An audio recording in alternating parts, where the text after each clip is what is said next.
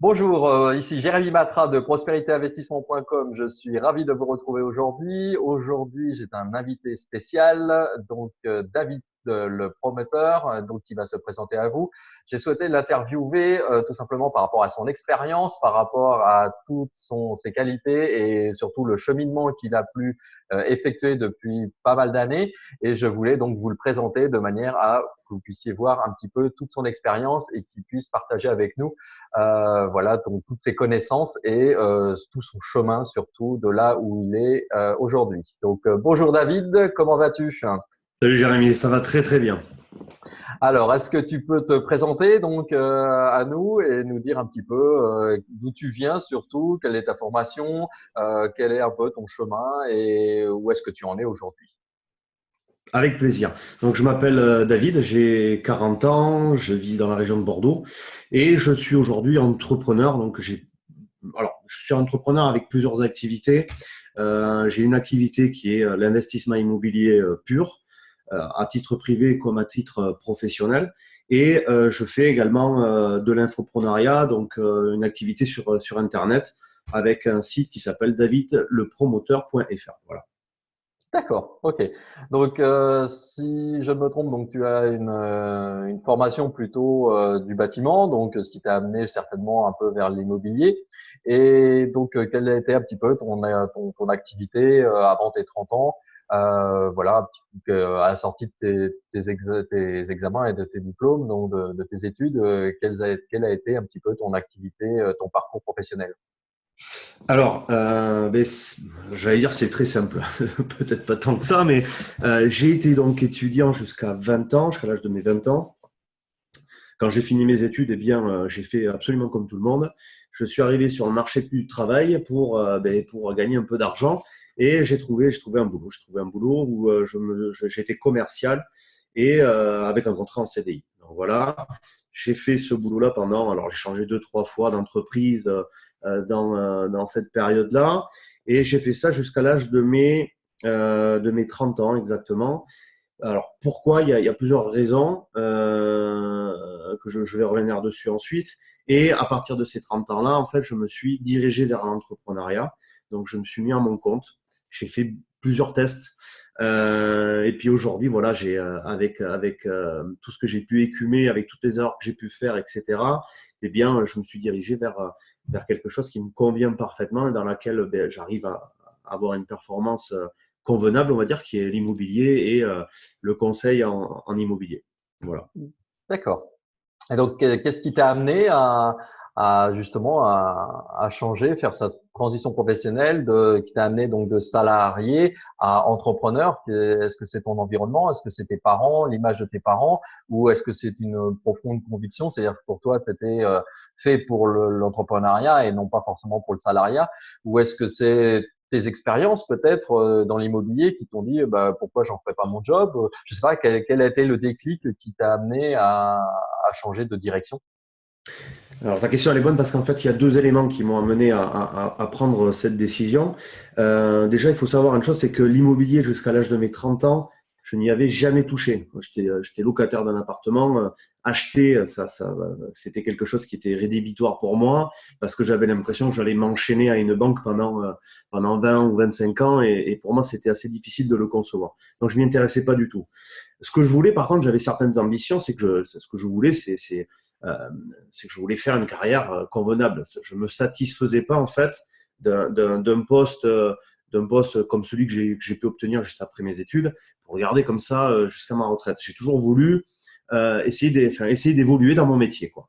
Et je me suis rendu compte à travers de toutes ces années et des différentes entreprises dans lesquelles je suis passé que on a une espèce de chape de plomb sur la tête et on a beaucoup de mal à passer au-dessus, même en faisant beaucoup d'efforts, même en montrant beaucoup de qualité. On a du mal à évoluer de façon rapide.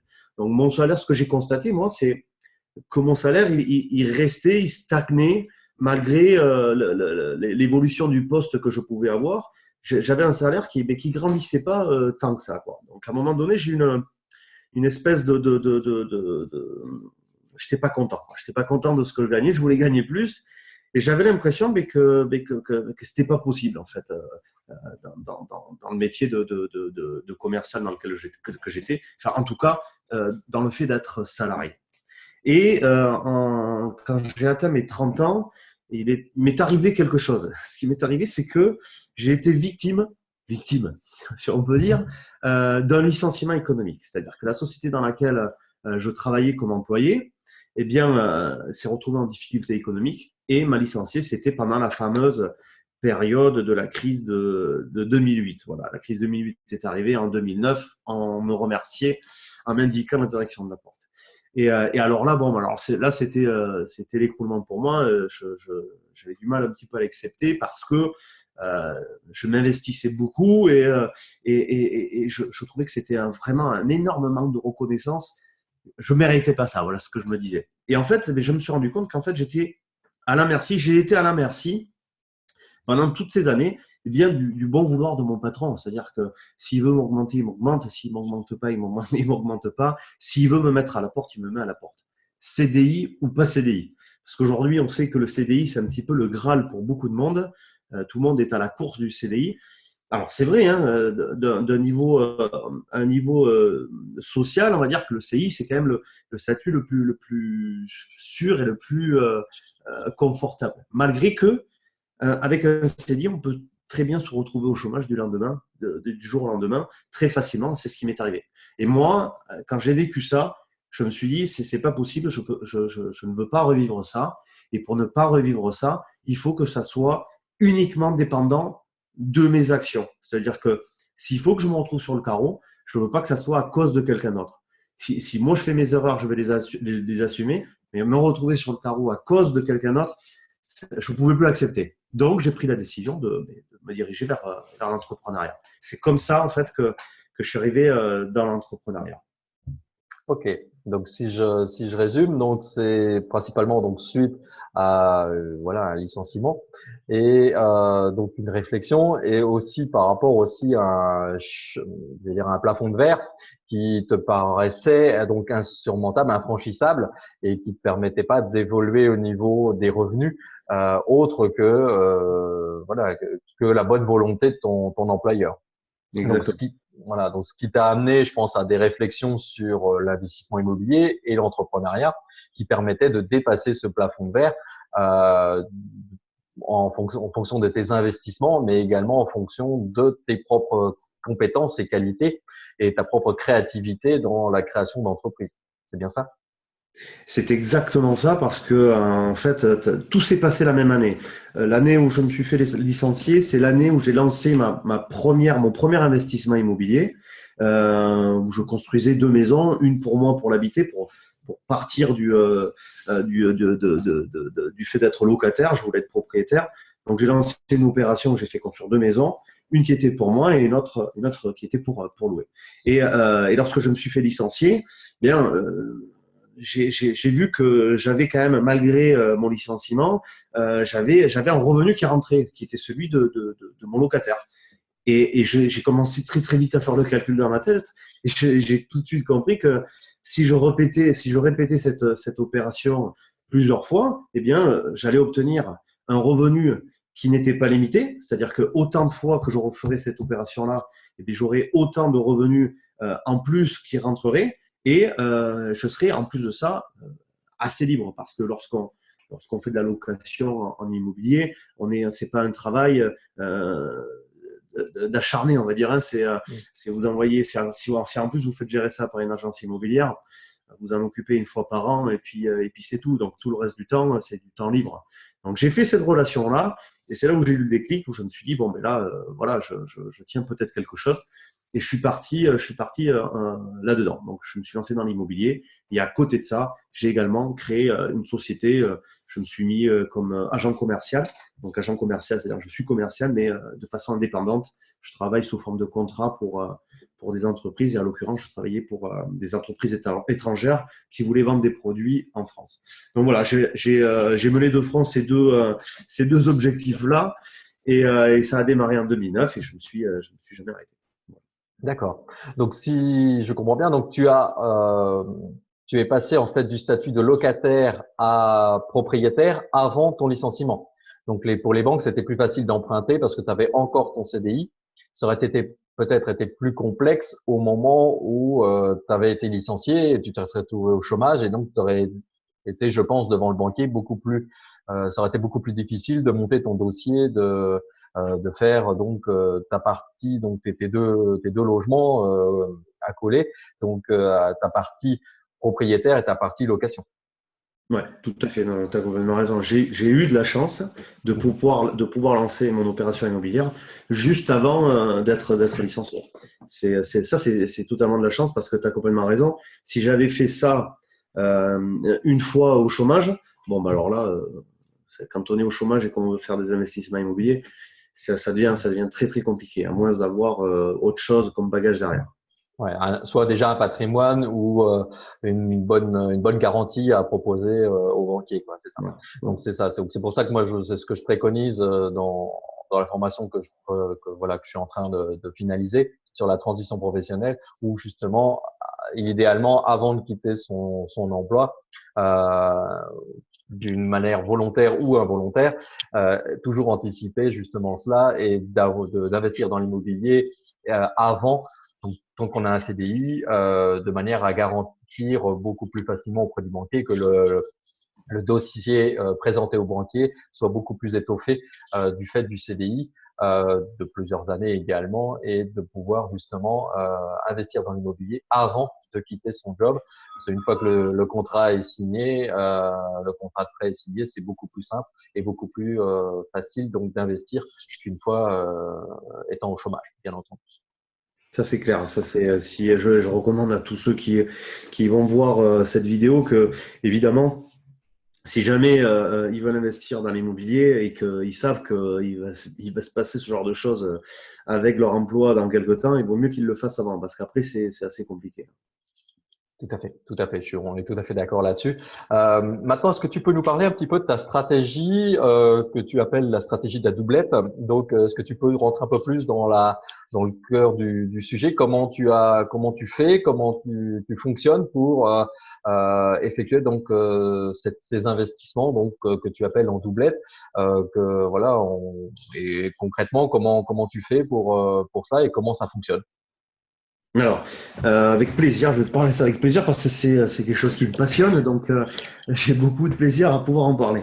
Alors moi, j'ai plusieurs critères lorsque je fais ce type d'investissement-là, parce que dans l'immobilier, on a beaucoup de choix. On a la possibilité d'acheter de l'appartement neuf, de l'appartement ancien, à rénover, pas à rénover, de la maison, de l'immeuble, du parking. Bon, il y a beaucoup de choses. Moi, je me suis concentré, j'ai mis mon focus sur quelque chose que j'aime particulièrement dans l'immobilier, c'est la maison individuelle. Voilà, j'ai toujours vécu dans une maison individuelle, mes parents ont vécu dans une maison individuelle, et j'aime le principe de la maison individuelle plutôt que d'être dans un appartement. Donc, étant donné que j'ai une affection particulière par rapport à ça, je suis parti dans dans ce type d'investissement immobilier, mais avec une stratégie bien particulière. C'est-à-dire que je ne ferai pas, par exemple, je n'achèterai jamais un terrain pour construire une seule maison en termes d'investissement. Lorsque je fais ça, j'achète un terrain toujours dans le but de construire minimum deux maisons. Alors, dans la plupart des cas, c'est deux maisons. Dans certains cas, lorsque le terrain que je trouve me le permet, je peux en faire trois ou quatre. Là, actuellement, par exemple, c'est l'une de mes plus grosses opérations que je lance cette année, où je vais réaliser une opération de 18 maisons. Donc, neuf lots de deux maisons. Voilà. Alors, pourquoi je fais ça? Eh bien, parce que j'utilise en fait plusieurs leviers de l'investissement immobilier. Alors, le premier levier, beaucoup d'entre vous le connaissent, on vient d'en parler, c'est le crédit. Ça permet d'accéder à des montants d'investissement qu'on ne pourrait pas, pour lesquels on ne pourrait pas accéder avec une trésorerie propre, avec nos finances propres. Donc ça, c'est un très très gros levier. Et ensuite, je m'attaque à quelque chose qui est primordial aujourd'hui pour l'immobilier, c'est le terrain, le foncier. Je pars du foncier parce que tout commence de là. En fait, tous les prix aujourd'hui, ce qu'il faut savoir, c'est que tous les prix de l'immobilier, lorsqu'on parle d'appartement, lorsqu'on parle de mètres carrés d'appartement, à combien ça coûte, quel est le prix au mètre carré d'un appartement, il faut savoir que ce prix au mètre carré d'un logement, il est impacté à 80% par le terrain où il se trouve. C'est le terrain aujourd'hui qui fait la pluie et le beau temps, on va dire, sur le coût de l'immobilier.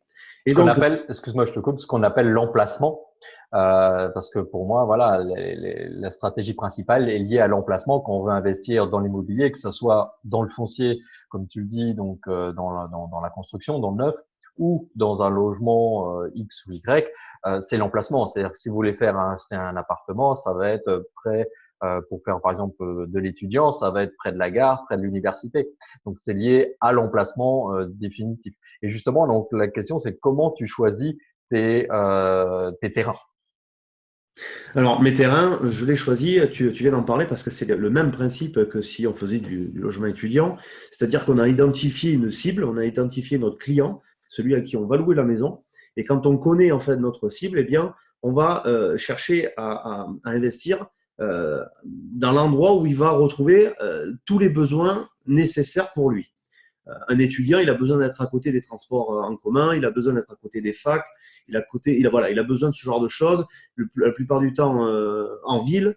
Alors que moi, eh bien, je vais m'adresser à une autre clientèle, qui est la clientèle qui va se retrouver plutôt en dehors des villes, qui veulent avoir de l'espace, qui ont peut-être deux voitures, voilà, et ils ont besoin d'accéder aux accès routiers le plus facilement possible.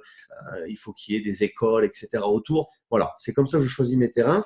Mais plus particulièrement, je vais choisir un terrain, comme je le disais tout à l'heure par rapport à ma stratégie, un terrain pour lequel je vais pouvoir faire deux maisons. Et ça, c'est pas sur tous les terrains qu'on peut trouver, qu'on peut faire deux maisons, parce qu'il y a des règles qui sont dictées par le plan local d'urbanisme, par l'urbanisme et la mairie. Et donc, suivant les mairies et les terrains, on ne peut pas faire n'importe quoi. Moi, je cherche particulièrement des terrains sur lesquels on peut faire deux maisons pour une simple et seule raison, c'est que en faisant ça, je fais une seule opération, une seule demande de crédit, mais je vais obtenir deux logements en une seule fois. Et ça va me permettre, et en fait, de diviser le risque. C'est-à-dire, si jamais à un moment donné j'ai un locataire qui s'en va, mais c'est pas très grave parce que au lieu de me retrouver sans rien pendant des mois et à rembourser moi-même de ma poche le crédit, j'ai toujours mon deuxième locataire qui est là, qui lui va payer une grosse partie.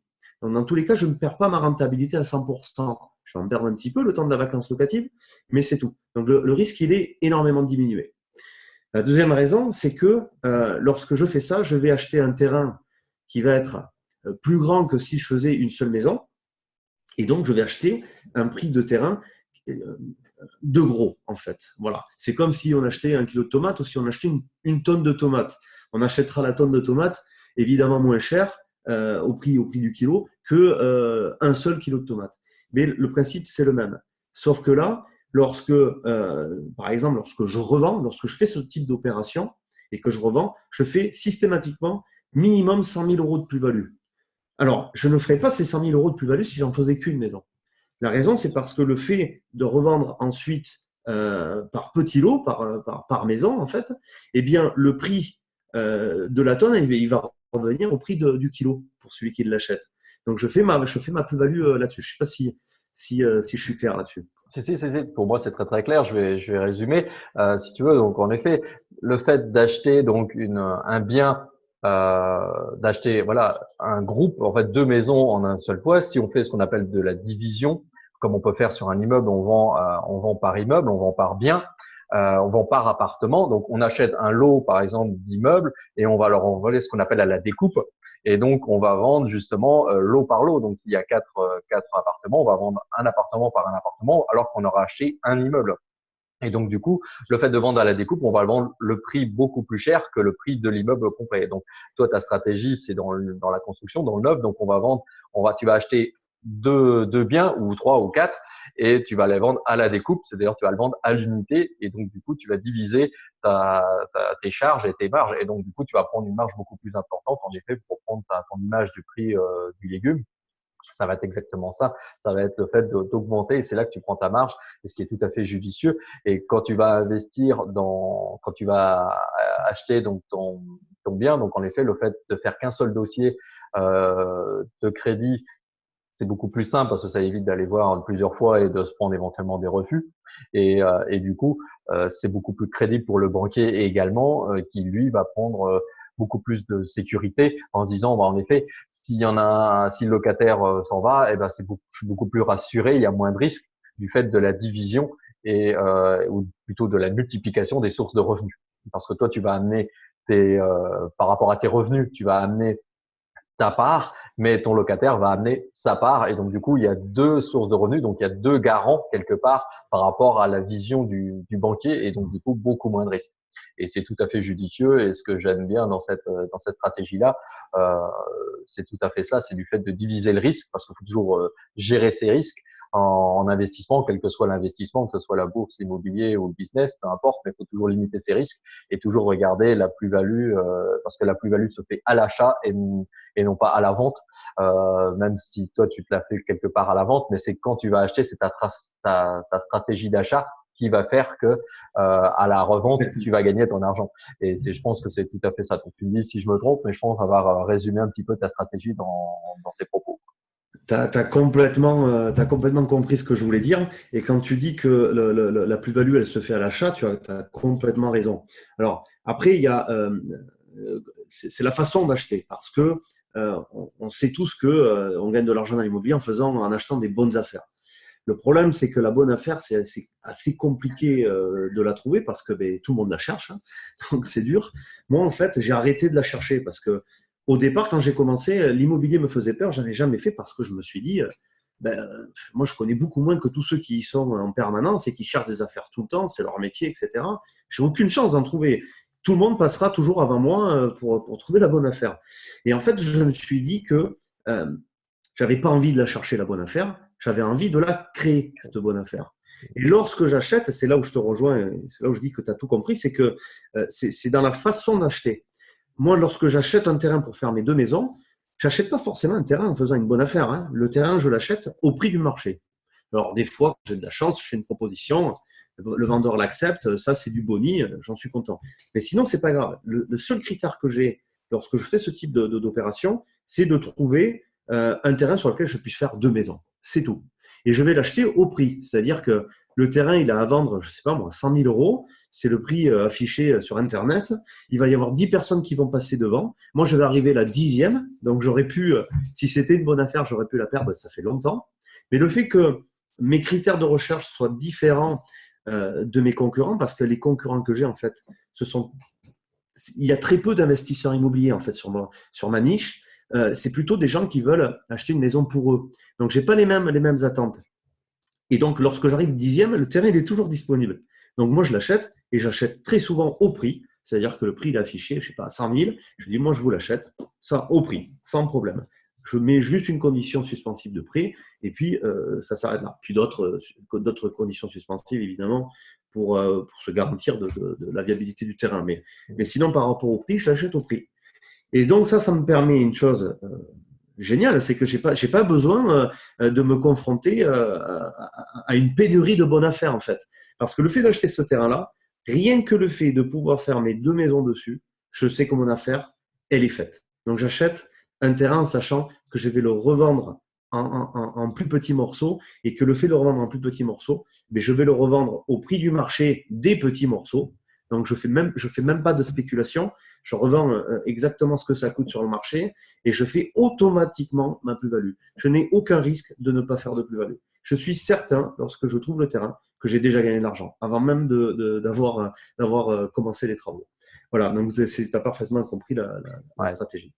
En effet, donc ta plus-value pour résumer et voilà pour comprendre clairement la plus-value au moment où tu l'as fait, comment tu crées ta plus-value, d'après ce que moi j'en comprends, c'est au moment où tu vas construire, c'est le fait de mutualiser les coûts, c'est-à-dire que au lieu d'avoir un seul bâtiment, tu en as deux et donc tu vas démultiplier les travaux du plombier, tu vas négocier au niveau des achats de la construction auprès de chaque intervenant, donc que ce soit l'électricien, le plombier, le maçon, etc.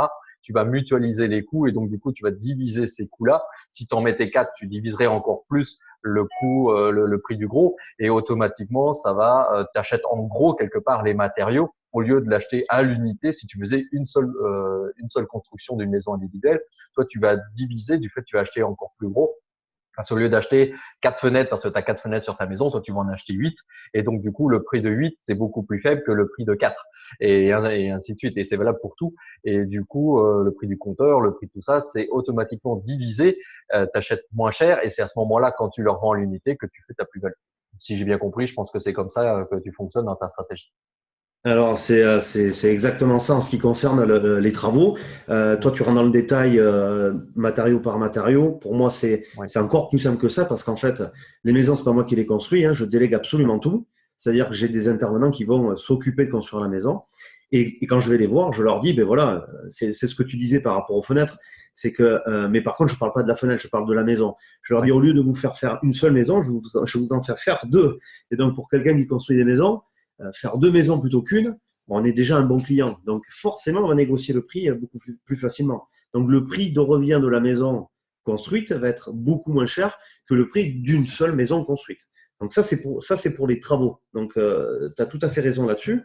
Mais la plus grosse partie de la plus-value que je réalise, elle est sur le terrain. Je vais te donner un exemple chiffré pour qu'on comprenne plus facilement. Sur les communes sur lesquelles j'investis, le prix de terrain, par exemple, d'un terrain de 1000 mètres carrés, d'accord, va se retrouver à 90, 100 euros le mètre carré. Maintenant, lorsque je cherche un terrain de 500 mètres carrés, donc pour faire qu'une seule maison, plutôt que de 1000 mètres carrés, eh bien, le terrain de 500 mètres carrés, au lieu de coûter 100 euros, maintenant, il coûte 180 euros. Donc là, on s'aperçoit que même si le prix du terrain est moins important parce que la surface est moins grande, hein, donc forcément, il sera moins cher que celui qui est à 100, qui fait 1000 mètres et qui est à 100 euros. Mais le fait que ça soit une grande surface, le prix total du terrain va être plus cher. Le prix au mètre Mais, carré est plus cher, c'est ça. mais le prix au mètre carré de 500 mètres Mmh. carrés, lui, alors, des fois, il double suivant les communes, des fois, il double pas, mais il augmente de façon vraiment, vraiment importante. C'est là que je fais ma plus-value parce que moi, lorsque je vais revendre mes deux maisons séparées, même si je ne gagnais pas d'argent sur la construction, comme on vient de l'expliquer, par rapport à la négociation du volume, je m'en moque totalement parce que je sais que j'ai déjà gagné de l'argent sur le terrain. Parce que le terrain, lorsque je vais le revendre, eh bien, je vais le revendre avec une maison sur 500 mètres carrés. Donc, le prix du marché, il est celui d'un terrain de 500 mètres carrés. Donc, au lieu d'être à 100 euros le mètre carré, il sera à 180 euros plus le coût de la maison. Donc, je suis sûr déjà, avant même d'avoir construit ma maison, que j'ai déjà gagné de l'argent grâce au terrain. Et maintenant, si on rajoute l'économie qu'on fait sur les coûts des travaux, hein, sur la négociation du volume de maison, eh bien, je rempile encore sur la plus-value pour faire une plus-value encore plus importante. Là, sur toutes les opérations que je fais minimum 100 000 euros de plus-value à la revente. Dès que c'est fini. Si jamais je revendais tout de suite, j'aurai 100 000 euros. Si je les garde, c'est ce que je fais d'ailleurs hein, aujourd'hui avec j'ai une stratégie bien particulière. Je garde mes opérations de doublette pendant quelques temps pour me permettre, tu dois savoir de quoi je parle, d'utiliser un autre levier qui est super puissant, qui est le levier de l'amortissement. Et Et la le fait de, fiscalité? Et la fiscalité, pardon, l'amortissement, mais je pense aussi la fiscalité, parce que tu pourrais faire soit de l'achat-revente, mais soit éventuellement via la loi Pinel ou autre, faire peut-être aussi une défiscalisation avec une loi de fiscalisation pour optimiser le chose. Voilà, je t'ai peut-être coupé la parole et j'ai peut-être anticipé un peu de choses, mais bon, voilà, comme on est sur les mêmes thématiques, je pense que voilà, on connaît un petit peu les stratégies. Mais vas-y, je te laisse finaliser, mais je pense que non, mais voilà. t'as complètement raison, c'est ça. C'est d'un côté fiscal, ben on va optimiser évidemment la loi Pinel, hein, parce que là on est sur du neuf, on a la possibilité d'utiliser cette loi-là. Hein. Beaucoup de gens pensent que la loi Pinel, elle est associée aux appartements vendus par des promoteurs, mais pas du tout. Hein. C'est la loi Pinel, c'est une loi, elle appartient à tous les contribuables, à chacun de nous de l'utiliser de la bonne façon. Si vous l'achetez par un promoteur sur un appartement neuf, eh bien l'appartement va vous être vendu très cher par le promoteur parce qu'il va vous vendre la défiscalisation. Il va utiliser la loi Pinel ou les autres lois comme un outil marketing en fait pour vous vendre le produit. Mais si vous le faites vous-même, par exemple comme moi je le fais, eh bien je fais des couplages avec mes opérations de doublette que je vais louer et la loi Pinel et j'optimise évidemment ma fiscalité. D'ailleurs, voilà, j'ai une réduction d'impôt de 10 000 euros par an pour rien cacher, voilà, pour être transparent, grâce à ça, quoi. Et en plus de ça, on a l'amortissement du bien immobilier qui va se louer pendant un certain nombre d'années. Et en fait, grâce à tout ça, au bout de 5 ans, une opération de doublette, une opération de 2 maisons que je construis sur un budget de 300 000 euros environ.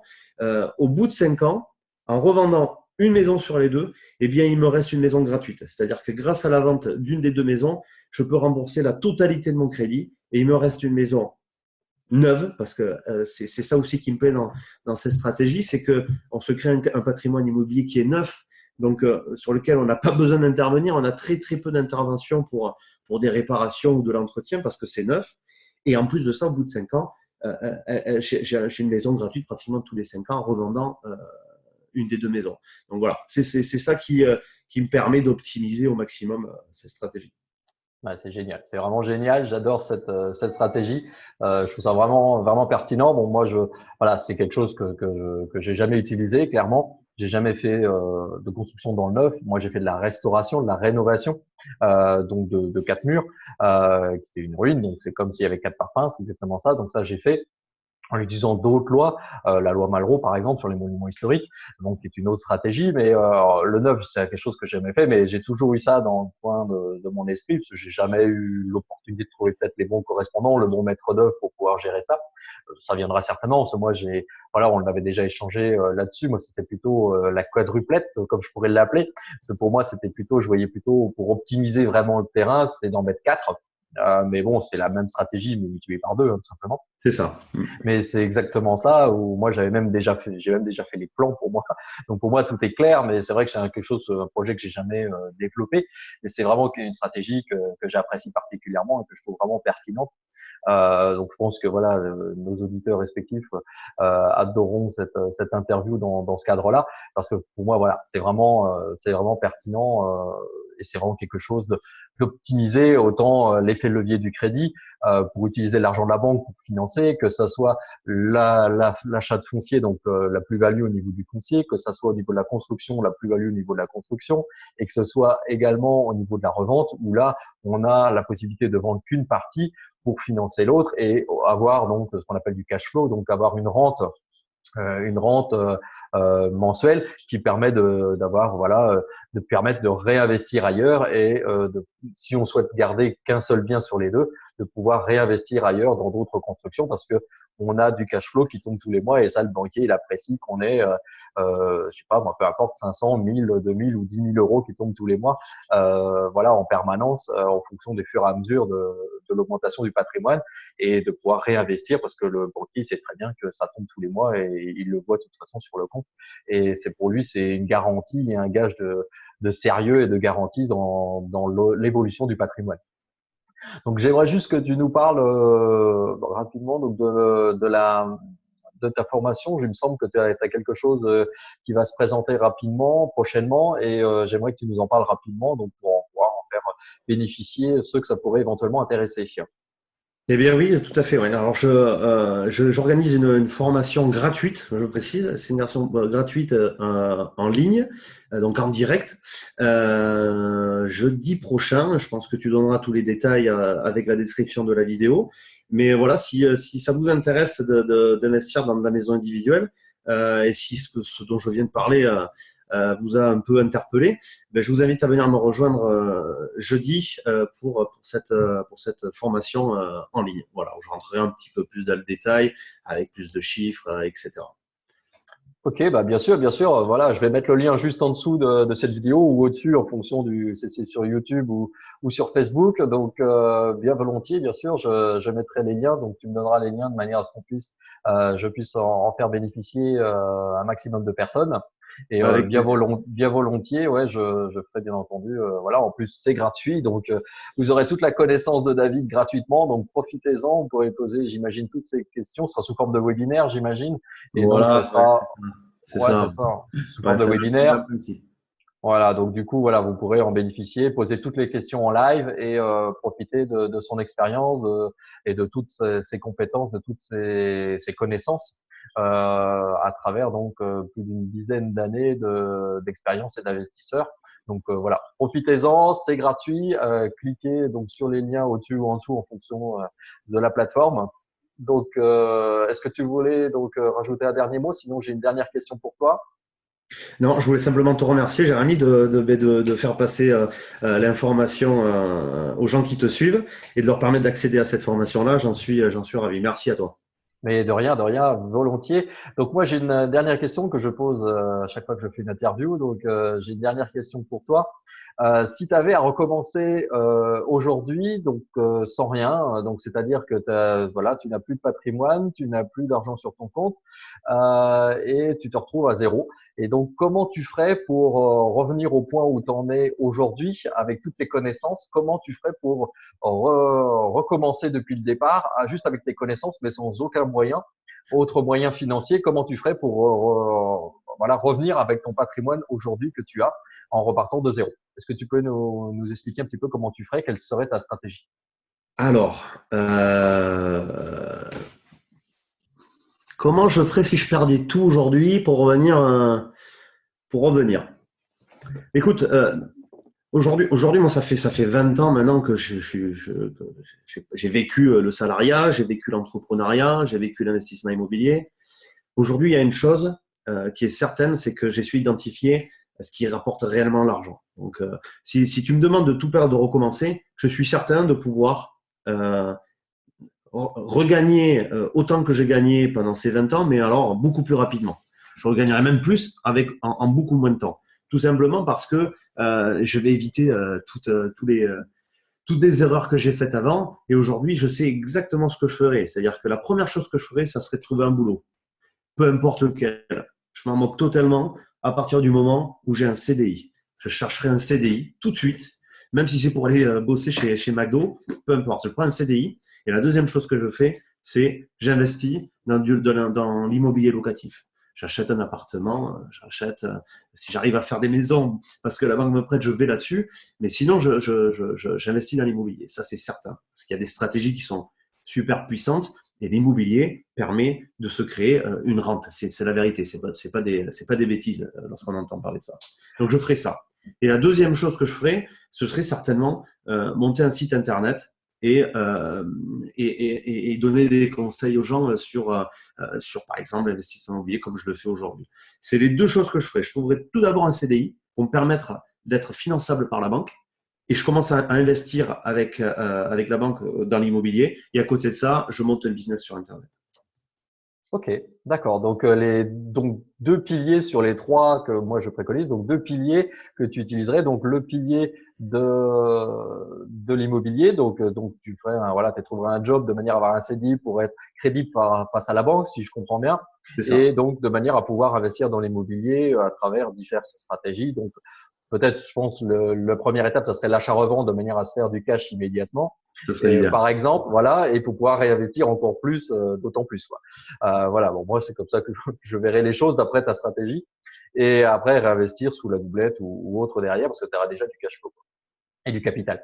Et la deuxième, donc, que tu parles, donc, c'est l'entrepreneuriat, donc l'entrepreneuriat, donc créer un business, donc le deuxième pilier, donc créer un business pour créer du cash à venir avec peu de moyens et tout en ayant les connaissances et donc partager tes connaissances que tu as apprises depuis cette vingtaine d'années, quoi.